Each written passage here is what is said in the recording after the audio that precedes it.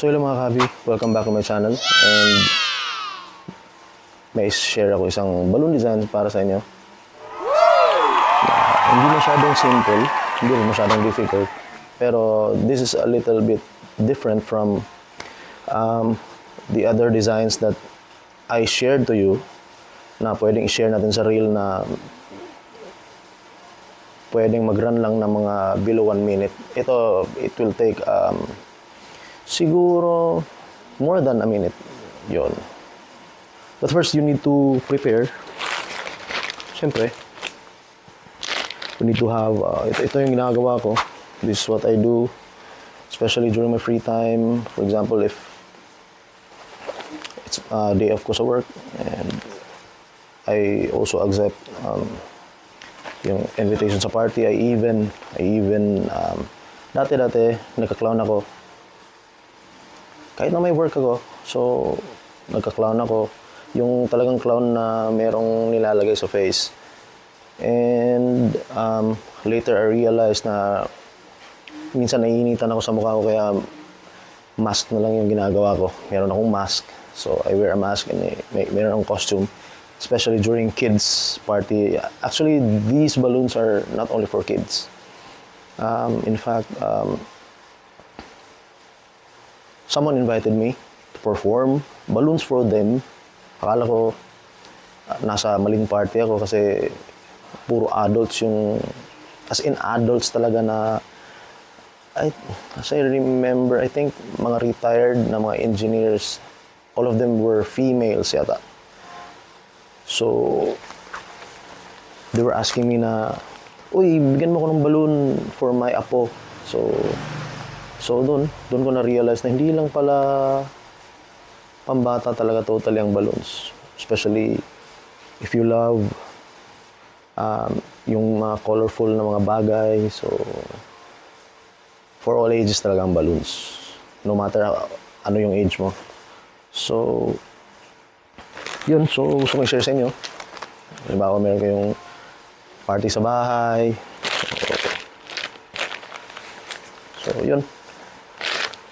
So, these are ito yung dinadala ko. Meron akong ganyan. So, I hook this in my tripod stand. Siyempre, dapat meron kang pump. So, any pump will do as long as you are comfortable with it. So dapat may reserba ka kasi minsan nababali ito, kaya ito dito. Siyempre dapat meron kang reserba nito. I bring sometimes 3 to 5 na ganito with me. Manual. So hindi ako bumili ng ano ko. Meron ding electric pump, long balloon na electric pump. Long balloon, mas stronger yun sa mga standard electric pumps na mga round balloons. So mas mahal yun. So, pero ito lang manual ang ginagamit ko. So, ito. Balloon pump. And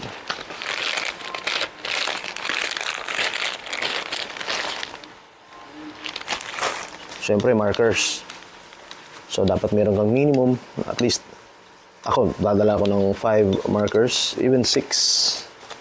So, para sinaswap ko lang. So, meron din akong gunting. So, dapat hindi matulis. Yung ano lang, tama lang.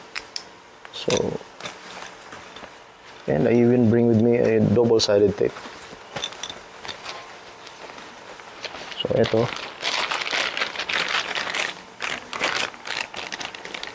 So, ngayon, dalawang yellow gagamitin natin.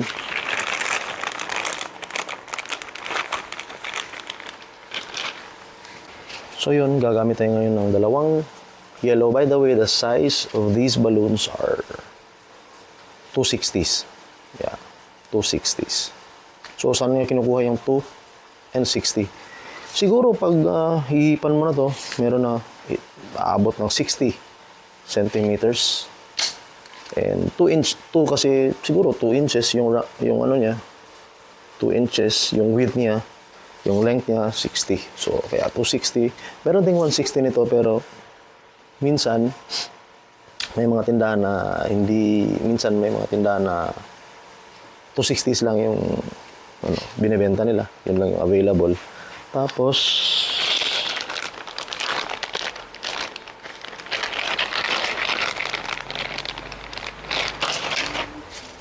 isang orange. So, 3 balloons. And kung meron kang isang spare na usually I don't throw some of the balloons na halimbawa pumutok. So, hindi ko tinatapon yun agad. Especially kung kakailanganin ko yun. Especially yung mga white na pwedeng gawing mata ng isang animal. So, in the future, I will also share to you some animals na merong white na kulay. And kung meron kayong spare na orange, halimbawa may pumutok, so hindi ko tinatapon agad yun, kukuha lang ako ng maliit na peraso nito. Papakita ko sa inyo, kung saan gagamitin. So, yun. So, the first part is, so we need to prepare also the marker. So, check natin kung, yun. Okay na, okay yan. So, this is the first part. First part,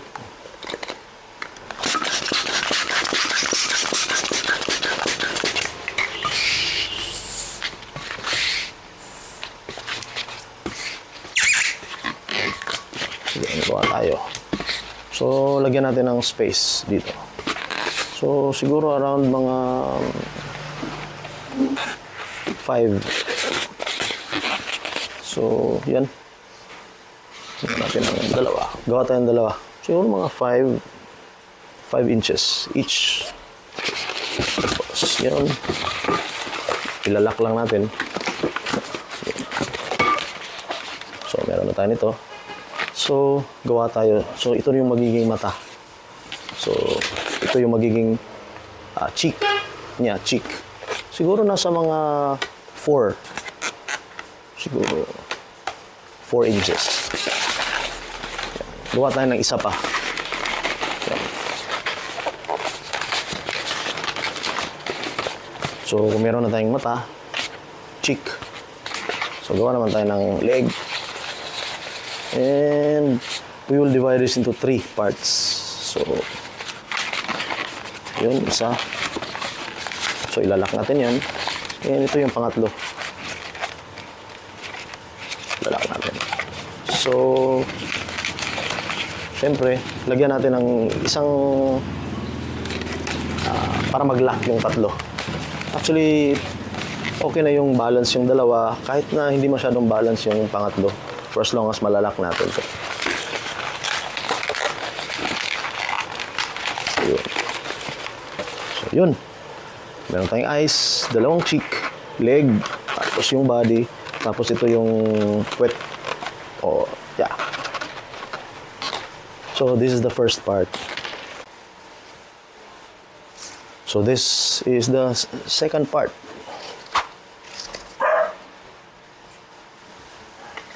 So, ito yung gagawin nating kamay. Siguro mga ganyan lang. Hindi masyadong mahaba. So, yung estimate lang natin. Siguro nasa mga 9 to 10 inches or maybe 12. So, estimate lang. Yan. So, let's make a bubble.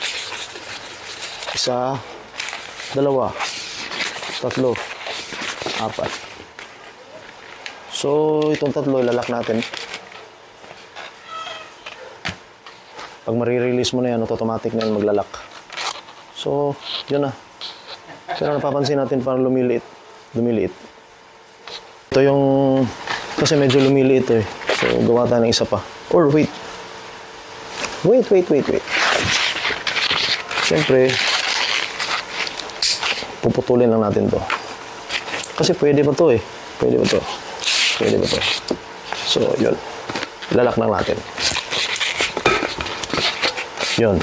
So, gawin natin ulit. Bubble. Gawa ng isang bubble. Pangatlong bubble, pang-4. So, you now have 4 bubbles. So, yung tatlong bubble natin, ilalak natin. Maglalak na yan. Pwede na natin ipasok para mas ma-secure. So, yan. So, dito, gawa tayo ng isa pa. Yun.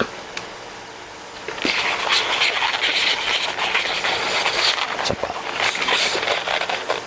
Yun.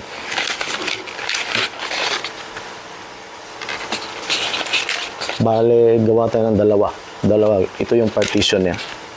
So, yun. Tapos, estimate lang natin ng konti para sa isa pa. Diba? Gawa natin ng partition yan. So, isang bubble. Tira natin na divide into 4. Yun.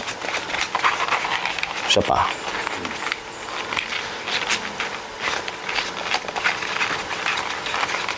So, yun. Okay. Ito, pwede natin lock to.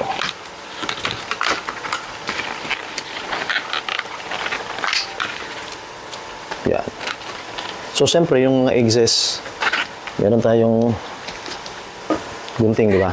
So, ito yung gagawin natin.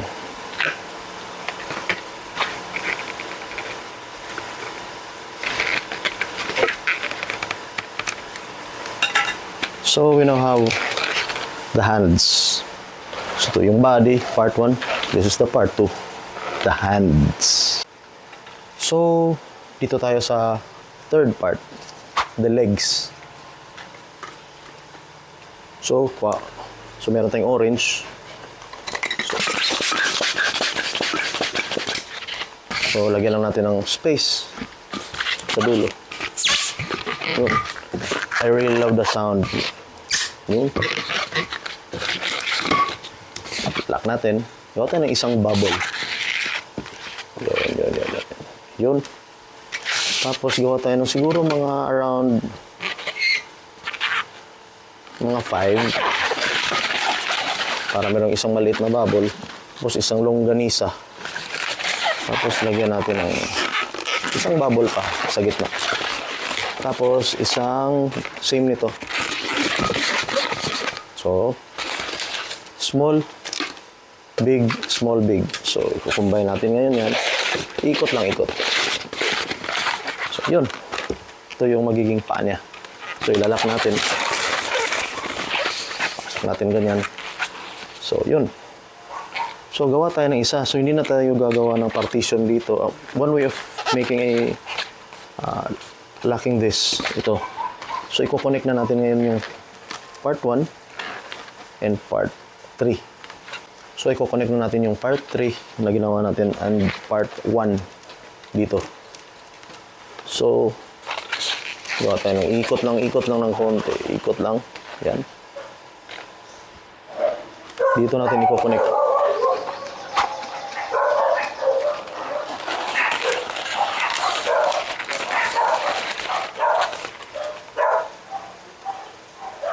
So, yun. So, gawa tayo ng isang leg pa sa kabila. So, same lang din.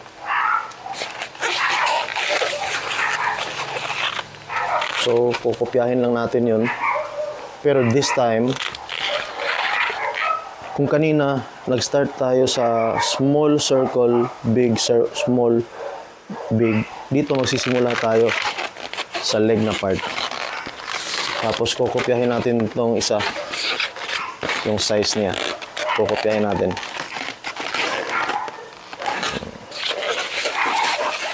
Big, tapos gawa tayo ng isang small. Yan. Isang big naman. Tapos i-combine. Tapos isang maliit na circle. Gaya nito. Yan. So, yan.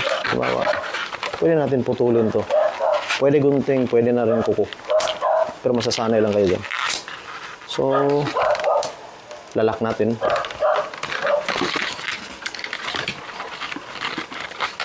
Yun. Yun. So, we now have legs.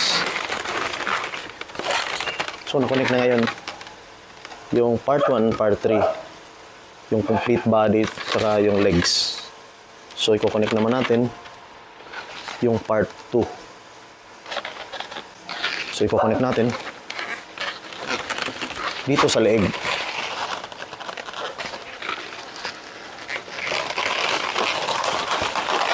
Susuk-suk lang natin yan. Susuk-suk lang natin. So ito.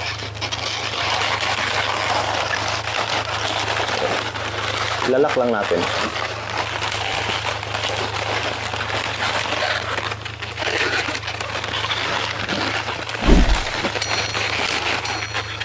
So, yun. Connect na natin.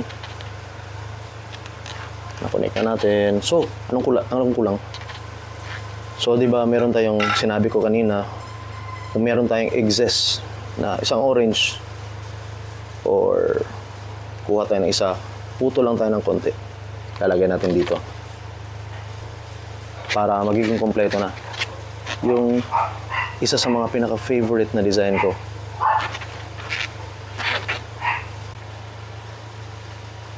So, this is the fourth part. Actually, pwede kong tawagin tong 3.5 part. Kasi maliit yung kailangan nating balon. So, yan.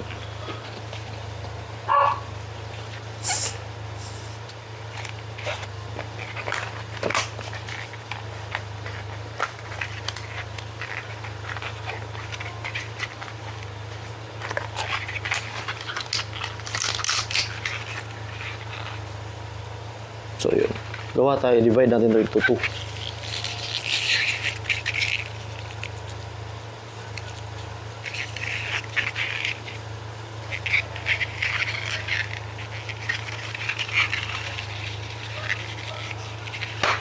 Uy.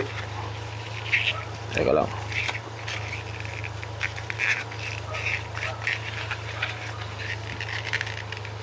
So, minsan kung ano pa yung maliit, yun pa yung ano, siyempre mahirap hawakan. Yun. I think medyo malaki lang yata. Wait lang. Malaki. Gawa natin isa pa. Yung maliit lang, para cute.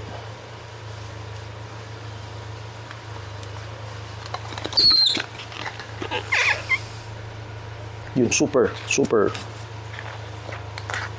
smaller yan.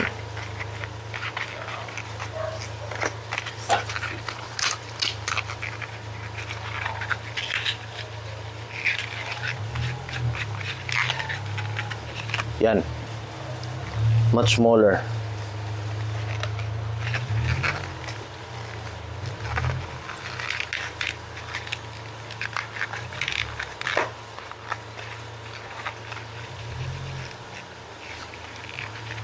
So, try natin gawin yung balance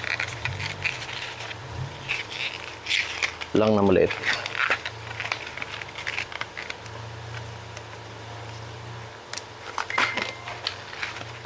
Yung balancing maliit lang. Yun. So, yan.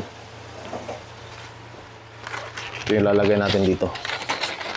Sa front. Ito yung magiging beak niya.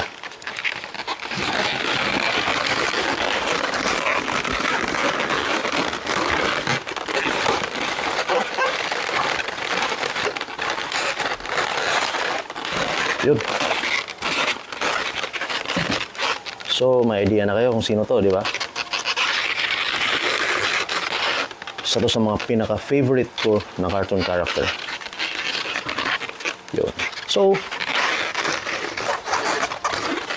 lagyan natin ng mata. So, yung mata na ilalagay natin, siyempre medyo malaki. Gawa tayo ng isang oblong dito. Oop.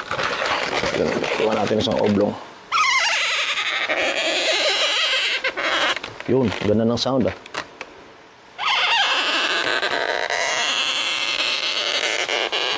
So, pasensya na kayo sa penmanship ko. So, yun. Diba?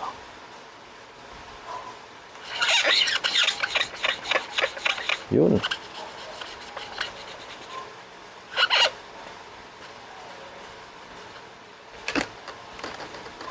Actually, you can make any eyes na pwede. Pwedeng maliit, pwedeng malaki. Kayo na bahala. Yun. Ha ha ha. Pwede rin namang circle dito sa baba. Yun, no?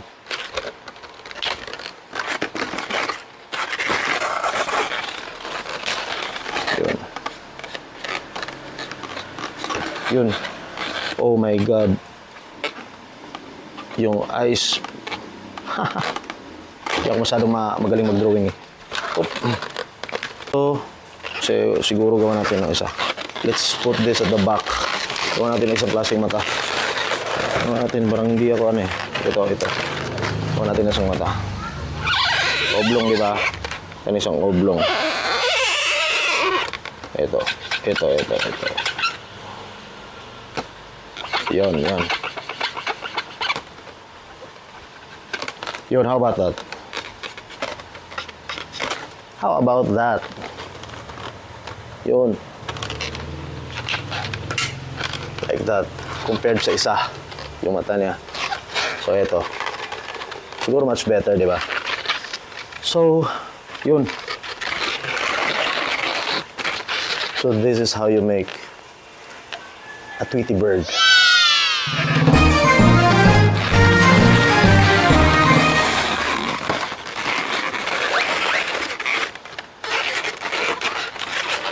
So, don't forget to like, share, and subscribe mga kabi. So, follow me on social media also. Seryosong Hobby TV. Subscribe muna kayo if you want more designs like this one. So, subscribe kayo. Follow me for more future updates. Also, sa mga ibang trip pa natin. So, sa iba pang mga hobby natin na ginagawa natin. And you can also buy me a coffee if you want to support my channel. So I'll put maybe here my GCash QR code here, and you can buy me a coffee. Yeah, and isa shout out kita sa next video ko. So hope you like it. You can also follow me sa aking Facebook page, Seryosong Hobby TV. Siyempre, dito sa Facebook and also sa YouTube channel ko, Seryosong Hobby TV. Yun. Yeah. And see you on the next video.